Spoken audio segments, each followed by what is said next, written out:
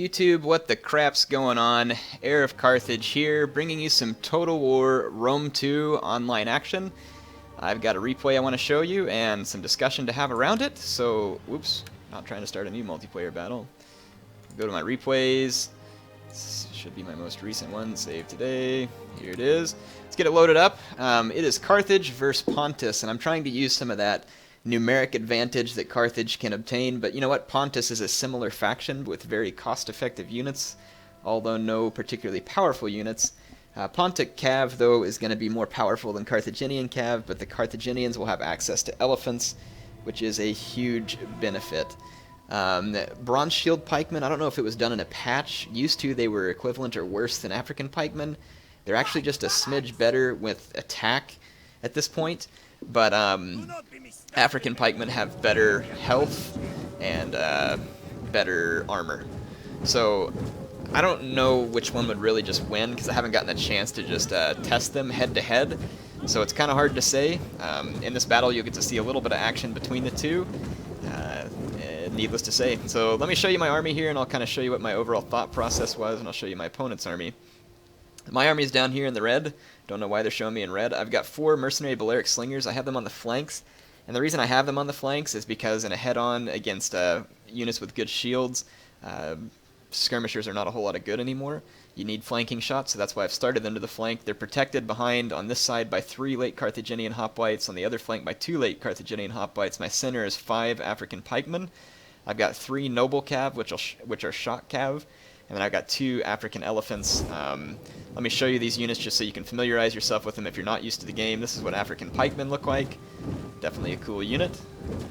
This is what the late Carthaginian hoplites look like. These guys are kind of a medium range hoplite. Another cool unit. Here's noble cav.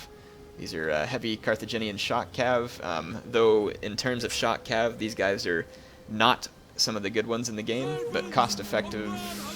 Not even really. They cost 800, which is more than what they should cost based on what they deliver, but they're not bad. You can make use of them.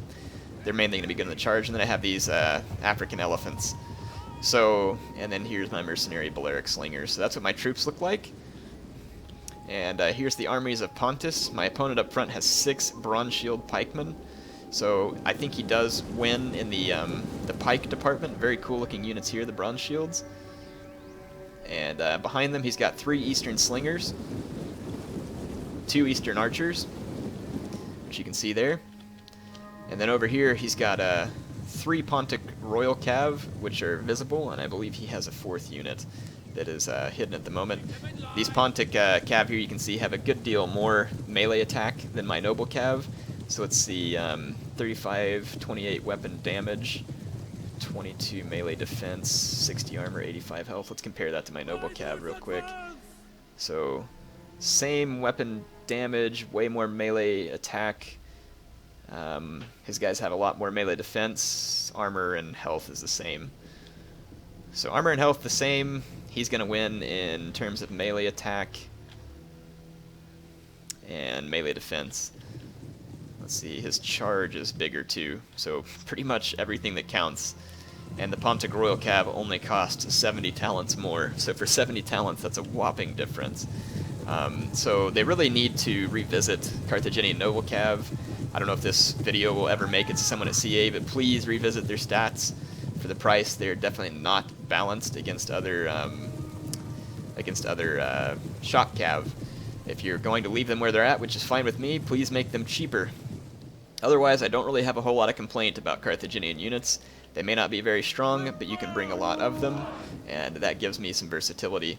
I decided to start a skirmishing fight, so I wheel up on the flank and start exchanging shots with his eastern slingers. My Balearic slingers are superior. His guys are superior in number, though, and cheaper in price. So the only units that he has that are any more cost-effective than mine are his slingers. So we're trading some slinger fire. Slingers have shields. Gives them some deal of protection in a missile fight. Archers are actually quite weak to slingers in a missile fight. Slingers can definitely get killed by archers, but because they have these little shields, it helps out to block a few of the arrows. But you can see these guys here exchanging missile fire. Very cool. And I'll take it and show you what's happening over here. Again, you can see as his archers march through, they have little armor and no shield. They get cut down by my slingers, even though I'm not aiming at them. Whereas his slingers here, you can see are holding up those shields and sometimes deflecting my stones. But my guys have higher attack. You can see his slinger damage here is 5 less than my own. So you're going to see a numeric battle here against qualitative battle. One that I should theoretically be able to win, which is the only reason why I took this. My opponent isn't trying to chase back my slingers with cav, and I'm not chasing his, and I think it's because both of us feel confident that we can win the missile fight. For me, the biggest thing is taking out his archers to the point where they can't effectively make my elephants run amok. I feel very confident that if he can't run my elephants amok, that I can win this fight. So we'll see how my gamble goes. So here again, trading fire back and forth, trying to get some good views here. And let me show you what's going on in the overhead.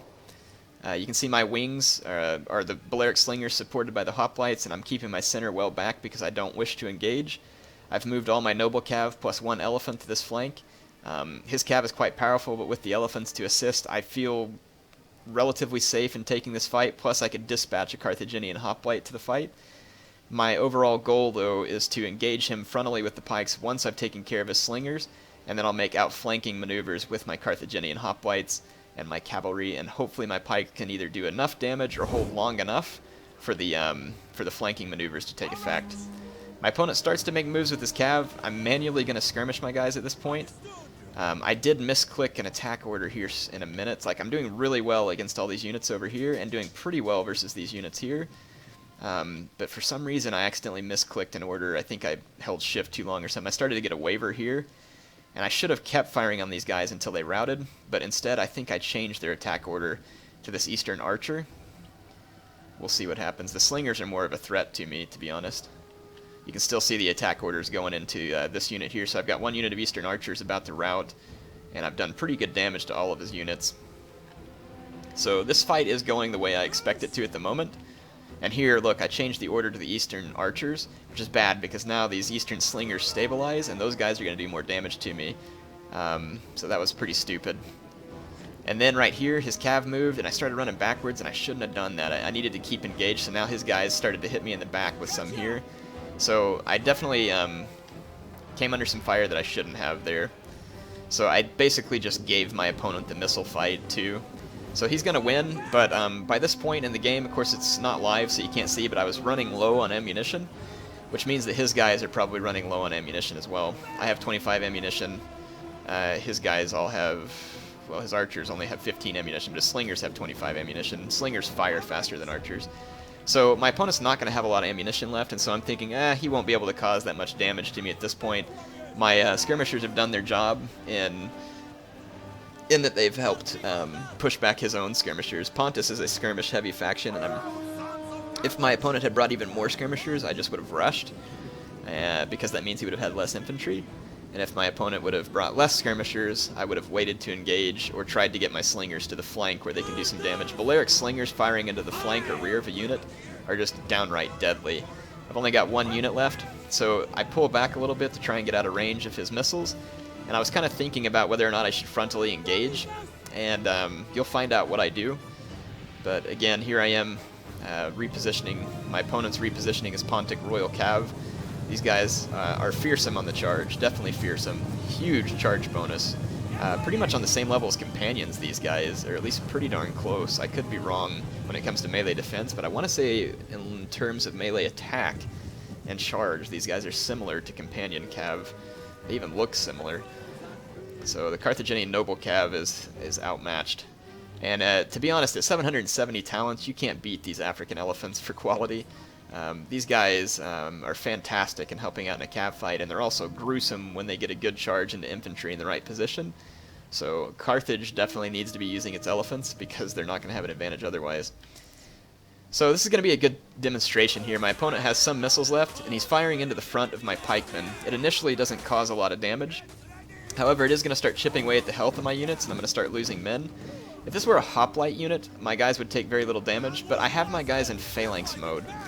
And to be honest, this is a mistake, because look, it puts their shield over here on their left hand while they have the pikes down, which is going to reduce their ability to defend. If I would have taken them out of pike phalanx, they would have raised their shields, and been more likely to block these attacks, but you can see that I'm starting to take some casualties here.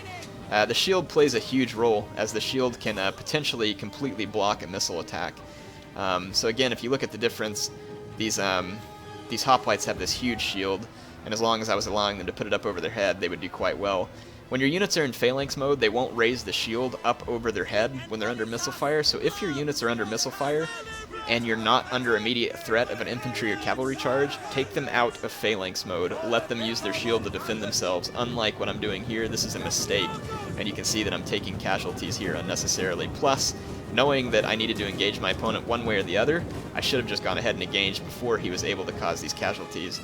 But now you're going to watch what's going to happen here. I start to make an outflanking crescent maneuver here. My opponent's not quite sure what to do with his cav because he doesn't want to engage either of my elephant units. So he's going to move them out kind of into this position. I've moved mine to the flank. My hoplites are ready to flank here, and these hoplites are ready to flank. And I'm just going to go for a frontal engagement. I'm keeping my African pikemen in thick ranks, even thicker than my opponent. My opponent's done a good job of not spreading these guys out too much. Plus, some of his guys actually have upgrades. Here you can see some chevrons on his guys. So this is going to be interesting. His guys are better than mine to begin with. But here comes the engagement, and again, all I need is to get some rear charges and flanking maneuvers done. My opponent sees a gap here that I left, and he starts to charge his cav through it, which could potentially be dangerous, so I start moving my hoplites back to counter. He's going to try and go for an early hammer and anvil blow, but the problem is he gets a little bit caught up on one of my pikes here. Some of his cav gets slowed down on my hoplites over here, so that slows his cav down. The engagement starts. I accidentally clicked 2 attack orders, and apparently 2 African pikemen are good against 1 bronze shield. But as you can see here, on a one-on-one basis, my African pikeman just gets slain. This unit was already missile damaged though, so that's the main reason. This one's doing better. In fact, it's kind of head-and-head with his bronze shield, so you can see they're very equivalent units. Even though the bronze shield comes with heavier attack, it's going to have lesser health and armor. Here I use my general unit of noble cav to drive home a hammer and anvil strike on these pike units, and so there I used a trample charge, got a brutal rear charge onto some of his pike units, though he is turning them around. But then look, here come the elephants into the vicinity as well. That's causing a mass waver and a rout on that flank. My elephants got into his Pontic swordsmen over here and are working their magic. My hoplites here doing a stellar job holding against these swordsmen. Hoplites chasing off his cav. I have some African pikes that just got beat, or noble cav that just got beat right there. But I'm doing well on this flank. My general's pulling out for another charge. I've collapsed the enemy's center. I've chased his cav off pretty effectively in the back. He does have a couple of units, but the engagement's definitely starting to fall in my favor. Though my opponent does still have a number of units left, so the fight is not over. But here I can re-engage these pikes with his own bronze shields, and look, I bring these elephants in the back at the same time. So now this is really going to cause trouble for these guys, getting charged from the rear from elephants and getting attacked from pikes on the other side. This cav's pinned down. My general did a rear charge on these troops. So the fight's definitely swinging to my favor at this point. I've still got this unit of elephants roaming around as well. And I'm going to throw my slingers in here in a crazed rear charge. They're out of ammo. Not sure how much good that'll do. Taking out that pike unit there. My opponent's swords and pikes did manage to hold back my hoplites, but look how long my hoplite's holding in this fight, and look how many swords are dead. Part of that's due to elephants and rear charges. But that was the end of the battle, so hope you all enjoyed this. I think that there's a lesson here. I'm going to end the replay, and we'll go have a quick discussion. I think the lesson here, as far as multiplayer goes, is to be aware of the unit statistics. So during that fight, I took the time to take a look at the unit statistics to see how my units would stack up against his. And again, knowing how to use my army, I had a numbers advantage, so I have to outflank, and my attack has to be coordinated. You notice that my pikes, some of them did well, some of them didn't. They had to be supported quickly. So it was imperative that I got those rear charges in, and it was imperative that I got my units in on the flank, because otherwise his bronze shields probably would have beat me in the center if I hadn't coordinated that attack properly. So again, timing and coordination is important for that type of unit, and just be familiar with statistics. Like I knew the mercenary Balearic Slinger statistics here were better than his eastern ones. I knew his archers didn't have any armor or shields.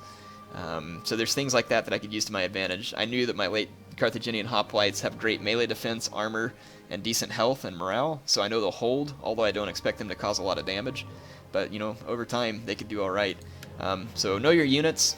It's an important piece of the game. take a chance to get to know the factions a little bit each time you play, and keep things in mind. Understand which units are cost effective and which aren't. Like for instance, I knew that his Pontic Royal Cav were going to be far more cost effective than my Noble Cav. So my Noble Cav don't need to be engaged with his Cav unless I have to. And then I had the Elephant unit. Notice that I kept all of my Cav and one Elephant on one side to keep the attention of his Royal Cav, so that at the very least I had my Elephants free on the other flank, because this battle depended on an outflank or a rear charge, otherwise I would have lost. So anyway, hope you enjoyed this. HeirofCarthage signing off for now.